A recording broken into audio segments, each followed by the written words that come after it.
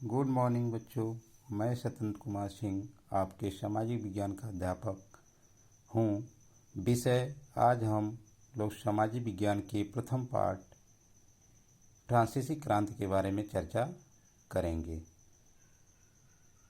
तो आइए सबसे पहले फ्रांसीसी क्रांति के बारे में जो भी प्रमुख घटनाएं घटी उसके बारे में हम प्रकाश डालते हैं। साथ ही फ्रांसीसी क्रांति की घटनाक्रम के साथ ही जो भी घटनाएं घटी उसमें प्रमुख घटनाएं क्या क्या थी वह प्रकाश डाला जाएगा। इसके साथ ही फ्रांस की क्रांति के बारे में अध्ययन करेंगे। तो पहला इसमें जो हेडिंग है फ्रांस की क्रांति। फ्रांस की क्रांति क्या है? फ्रांस की क्रांति 5 मई 1789 ईस्वी में हुई। इस क्रांति में फ्रांस के तत्कालीन राजा लुई 16वें तथा उसकी रानी एंतोइनेट की हत्या कर दी गई।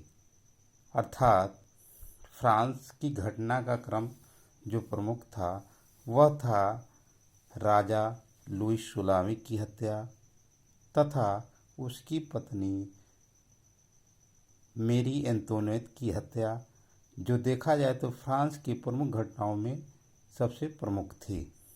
साथ ही ये घटना क्यों घटी, इस घटना के घटने की प्रमुख कारण क्या थे, देखा जाए तो इस घटना क्रम में सबसे प्रमुख वार्तालाप ये आती है कि फ्रांस का जो राजा लुई 14वें या 15वें की बात किया जाए या 16वीं की बात किया था तो सभी राजाएं एक स्वेच्छाचारी निरंकुश जीवन व्यतीत करते थे।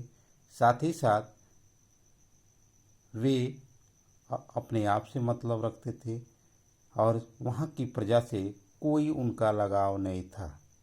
उसी में आता है फ्रांस की क्रांति में जो राजा थे लुई 16वें, वो भी एक स्वेच्छाचारी निरंकुश व्यक्ति था जिनकी घटनाक्रम के बारे में दिया गया है।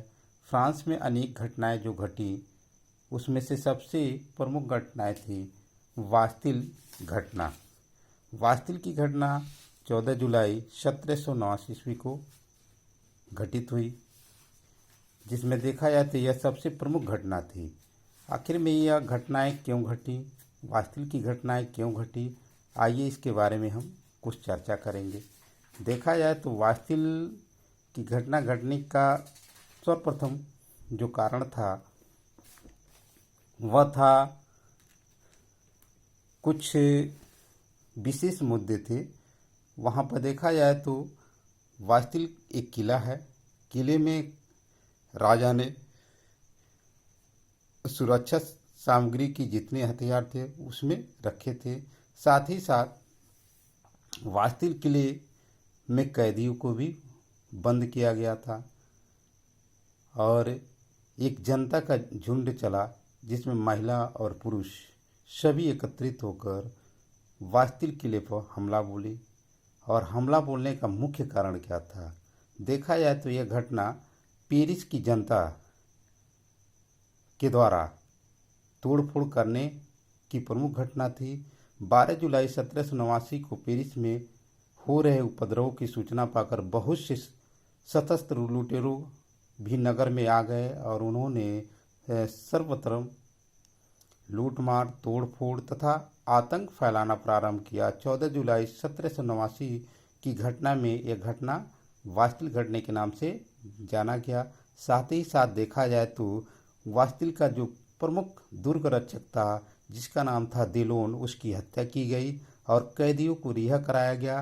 किसके द्वारा? जनता के द्वारा। साथ ही साथ देखा जाए तो वहाँ से जितने भी दुर्ग को भी नष्ट और भ्रष्ट कर दिया गया और फ्रांस में निरंकुश शासन था उसको पतन कर दिया गया। साथ ही साथ देखा जाए तो बास्तिल के दुर्ग और राजाओं की निरंकुशता और स्वेच्छाचारिता को भी प्रतीक जो माना जाता था, इस घटना को भी भंग कर दिया गया। और यह सबसे बड़ी घटना राजनीतिक घटना आगे उभर के आई और साथ ही साथ देखा जाए तो 14 जुलाई की जो एक घटना घटी, ऐतिहासिक के रूप में आज भी फ्रांस में यह 14 जुलाई प्रतिवर्ष एक राष्ट्रीय पर्व के रूप में मनाया जाता है। इसीलिए इसको वास्तिल घटना का एक प्रारूप स्वरूप भी बदल के रख दिया। वास्तिल के पतन में और यहाँ तक के अत्याचारों में देखा जाए तो सम्राट दुलबर और हसाय हो चुका था। उसके बाद इतनी सामर्थ्य उसके पास नहीं थी कि वह जो वास्तिल के किले को जो दहन किए उनको कुछ दंड दे चुके, लेकिन देखा जाए तो अधिकारियों के द्वारा आदेश का भी उल्लंघन किया गया, जिसमें देखा जाए तो जो भी प्रतिक्रियाएं उसके विरुद्ध में थी वह फ्रांस को छोड़ने की भी तैयारी में जुट गए। किसानों ने सामंतों को भी लूटना चालू किया। इसके साथ साथ देखा जाए तो यही वास्तिल किले की सबसे प्रमुख घटना थी। आगे हम पढ़ते हैं, उसके बाद जो वहाँ की सामाजिक शैलियों के बारे में प्रकाश डालते हैं, जो 18वीं शताब्दी के फ्रांसीसी समाज के बारे में प्रकाश डालता है। 18वीं शताब्दी में फ्रांसीसी समाज 3 वर्गों में बटा हुआ था। जो 3 वर्ग था, पहला था प्रथम स्टेट, जिसको पादरी वर्ग के नाम से जाना जाता है, और इस वर्ग में बड़े व्यवसायी कर्मचारी लोग आते थे, जिनको कुछ रियायत भी दिया जाता था। किसके द्वारा? राजा के द्वारा। दूसरा स्टेट आता है द्वितीय स्टेट, जिसमें कुलीन वर्ग आते हैं, जिसमें देखा जाए तो मध्यम वर्ग में किसान, कारीगर इत्यादि लोग आते थे। साथ ही साथ देखा जाए तो यह वर्ग प्रथम स्टेज के बजाय यह नीचे दबा हुआ वर्ग था। तृतीय स्टेज है जन साधारण वर्ग, जिसको साधारण वर्ग के नाम से जानते हैं।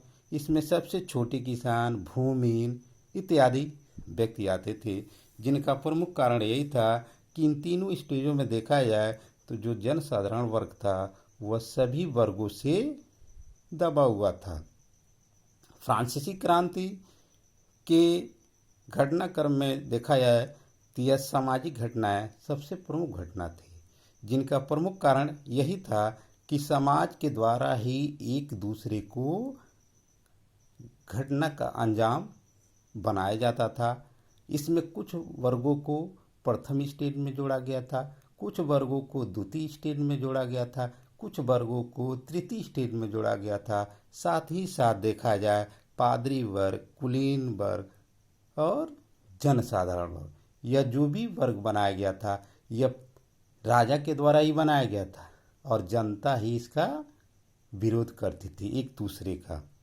साथ ही साथ देखा जाए तो यहाँ पर जितने भी घटनाएं घटी यह राजा के राज दरबार के द्वारा ही घटी, और जनता ही इसका अंजाम दिया। साथ ही साथ देखा जाए तो यहाँ पर फ्रांसीसी क्रांति के प्रमुख कारण उभर के आते हैं, जिसमें यह घटनाएं सबसे प्रमुख थी। और सबसे पहले देखा जाए तो फ्रांसीसी क्रांति के प्रमुख कारण क्या थे, आइए इसके बारे में हम चर्चा करते हैं। फ्रांसीसी क्रांति के प्रमुख कारण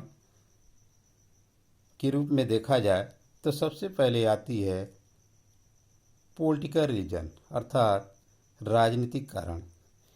इसमें देखा जाए तो जितने भी राजवंश थे, 5 राजवंश या शासक कहिए, उनका अंत किया गया। उसके बाद इस घटनाक्रम में देखा जाए तो राजनीतिक शैलियों पर भी जनता को एक दूसरे का मुद्दा बनाकर जनता के सामने ही पेश किया गया। द्वितीय कारण है सामाजिक कारण, सोशल इकोनॉमी। यह एक ऐसा कारण है जिसमें देखा जाए तो फ्रांस की समाज में जो भी वर्ग बने थे, पादरी वर्ग, कुलीन वर्ग, जनसाधारण वर्ग, मध्यम वर्ग, और यहाँ पर जितने भी वर्ग थे, जो भी वर्ग आते हैं, उनके बारे में चर्चा किया गया है। सामाजिक वर्ग में देखा जाए तो एक वर्ग को ही वर्ग के द्वारा ही प्रताड़ित किया गया। तीसरा आता है आर्थिक कारण। जो आर्थिक कारणों का प्रमुख उद्देश्य निम्न प्रकार दिया गया है, जिसमें देखा जाए तो आखिर में क्या ऐसी वजह थी कि फ्रांस की आर्थिक कारण इतनी नीचे आ गई और वहाँ की आर्थिक स्थिति सबसे ज़्यादा भरपाई करने में वहाँ पर आम जनता से ही कर वसूली किया गया, जिसका प्रमुख कारण आप ऑलरेडी देख सकते हैं।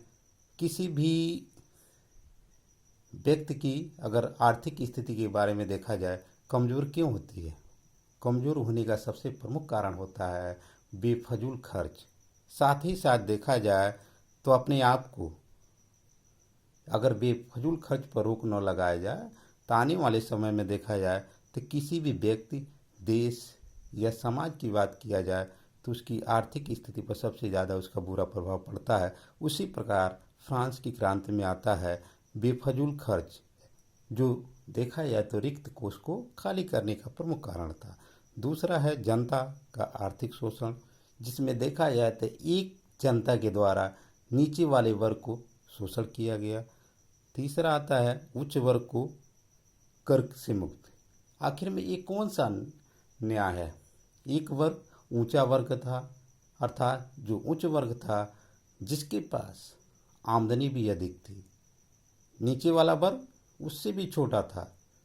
यहाँ तक कि देखा जाए तो आर्थिक रूप से भी देखा जाए, अर्थात धन से भी देखा जाए और सामाजिक शैली से भी देखा जाए, उसकी आमदनी जीरो थी, लेकिन उस पर ही शोषण किए जाते थे।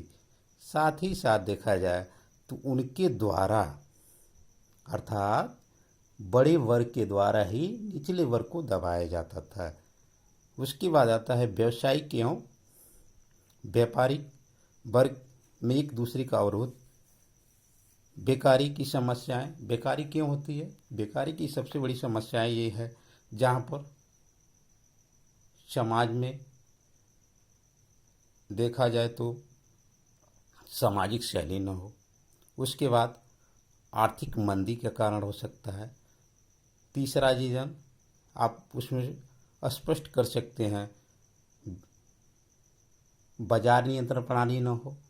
उसके बाद नेक्स्ट पॉइंट में आप देख सकते हैं वहाँ पर है राजा के द्वारा शोषण। सबसे प्रमुख कारण यही था। आर्थिक कारण में देखा जाए तो राजा के द्वारा ही क्या शोषण ही सबसे प्रमुख कारण था, जिसमें वहाँ के लोगों की ये समस्या सबसे बड़ी थी। उसके बाद आता है चौथा जो पॉइंट है धार्मिक कारण। देखा जाए तो धार्मिक कारण यह सबसे प्रमुख कारण थे, जिसमें देखा जाए तो फ्रांस के लोगों को धार्मिक समस्याओं से छुटकारा नहीं मिलता था। क्यों? क्योंकि देखा जाए तो फ्रांस के लोगों को धार्मिक समस्याओं भी प्राप्त नहीं थी। क्यों नहीं थी? क्योंकि देखा जाए तो फ्रांस की जो जनता थी वह राजा के अनुसार ही अपने धर्म को परिवर्तित करती थी, और यहाँ तक कि जो ऊपरी वर्ग थी उसको दबाव बनाते थे। नेक्स्ट है आर्थिक स्वतंत्रता की कमी। पादरियों में भ्रष्टाचार, अर्थात जितने भी धर्म के लोग थे उसमें कोई स्वतंत्र रूप से जीवन व्यतीत नहीं करता था। यह अधिकांश था निचले वर्ग को ही सताया जाता था। जो ऊपरी वर्ग थी, ऊपरी अर्थात जिसमें पादरी वर्ग थे, वह नीचे के धर्म को समझते थे ये हमारे दास हैं। साथ ही साथ उन पर भ्रष्टाचार, जुल्म, यहाँ तक कि करों की वसूली कराते थे। इसमें कई ऐसे विचारक हैं जिन्होंने अपने विचारों को प्रकट भी किए हैं, जैसे दार्शनिकों के प्रभाव में प्रमुख आती हैं रूसो, मॉन्टेस्क्यू, वॉल्टेयर, जिन्होंने वहाँ के फ्रांस की समस्याओं पर प्रकाश भी डाला है। साथ ही साथ देखा जाए तो यहाँ के सबसे प्रमुख तत्कालीन कारण क्या क्या थे? 1788 ईस्वी में फ्रांस के कई भागों में भीषण अकाल, राजकोष खाली होने का प्रमुख कारण था।